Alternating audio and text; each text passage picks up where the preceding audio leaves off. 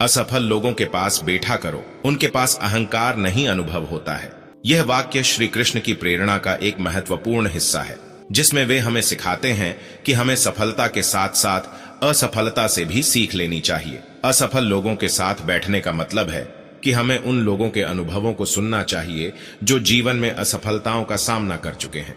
जब हम असफल लोगों के अनुभवों को सुनते हैं तो हमें पता चलता है कि सफलता हमेशा आसान नहीं होती है।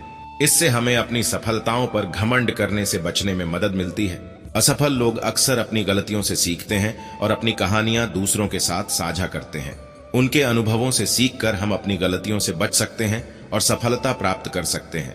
जब हम असफल लोगों की कहानियां सुनते हैं तो हमें उनकी मदद करने के लिए प्रेरित महसूस होता है। इससे हमें एक बेहतर इंसान बनने में मदद मिलती है।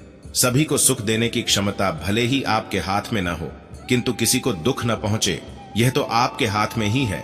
इस कथन का अर्थ है कि हमें सदैव दूसरों के प्रति सचेत रहना चाहिए और उन्हें जानबूझकर दुख नहीं देना चाहिए। यह जरूरी नहीं है कि हम हर किसी को सुख दे सकें, क्योंकि जीवन में कई परिस्थितियां होती हैं जो हमारे नियंत्रण से बाहर होती हैं। लेकिन हम कम से कम यह तो कर सकते हैं कि हम दूसरों के प्रति सहानुभूति और करुणा दिखाएं और उन्हें कष्ट न दें। भगवान कृष्ण ने हमें जीवन में कई प्रेरणादायक शिक्षाएं दी हैं। उनमें से एक है अहिंसा का सिद्धांत। अहिंसा का अर्थ है किसी भी प्राणी को शारीरिक, मानसिक या भावनात्मक रूप से कष्ट न देना। कृष्ण ने हमें सिखाया कि हमें सदैव दूसरों के प्रति प्रेम और करुणा का भाव रखना चाहिए। भरोसा खुद पर रखो तो ताकत बन जाती है और दूसरों पर रखो तो कमजोरी बन जाती है। आप कब सही थे इसे कोई याद नहीं रखता, लेकिन आप कब गलत थे इसे सब याद रखते हैं।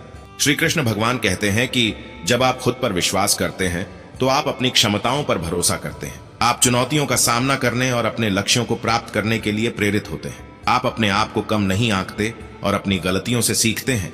जब आप दूसरों पर भरोसा करते हैं तो आप अपनी शक्ति को उनके हाथों में सौंप देते हैं।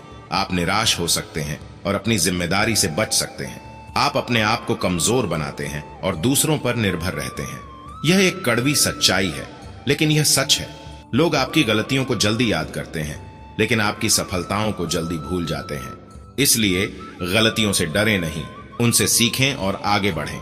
कृष्ण कहते हैं कि गलतियां जीवन का हिस्सा हैं। कोई भी व्यक्ति गलती किए बिना जीवन नहीं जी सकता। महत्वपूर्ण बात यह है कि आप अपनी गलतियों से सीखें और उन्हें दोबारा न दोहराएं। गलतियां आपको मजबूत बनाती हैं और आपको जीवन में आगे बढ़ने में मदद करती हैं। हम कड़वी गोली को जल्दी से गटक जाते हैं, परंतु मीठी चॉकलेट को खूब चबाकर खाते हैं। इसी तरह जीवन में बुरे समय को जल्दी भूलें और अच्छे समय का खूब आनंद उठाएं। श्री कृष्ण भगवान कहते हैं कि जीवन एक यात्रा है। इस यात्रा में हमें कई तरह के अनुभव होते हैं। कुछ अनुभव अच्छे होते हैं तो कुछ बुरे। अच्छे अनुभव हमें खुशी देते हैं, वे हमें प्रेरित करते हैं, वे हमें आगे बढ़ने की शक्ति देते हैं। बुरे अनुभव हमें दुख देते हैं, वे हमें निराश करते हैं, वे हमें हरा देते हैं। लेकिन हमें बुरे अनुभवों को अपने ऊपर हावी नहीं होने देना चाहिए। हमें उनसे सीखना चाहिए और आगे बढ़ना चाहिए। जैसे हम कड़वी गोली को जल्दी से गटक जाते हैं, उसी तरह हमें जीवन में आने वाले बुरे समय को भी जल्दी से भूल जाना चाहिए। हमें उन पर ज्यादा ध्यान नहीं देना चाहिए, क्योंकि वे हमें केवल दुख और परेशानी देंगे। जैसे हम मीठी चॉकलेट को खूब चबाकर खाते हैं, उसी तरह हमें जीवन में आने वाले अच्छे समय का खूब आनंद उठाना चाहिए। हमें उन पलों को याद रखना चाहिए और उनसे प्रेरणा लेनी चाहिए।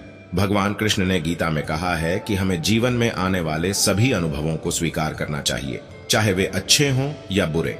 हमें उनसे सीखना चाहिए और आगे बढ़ना चाहिए।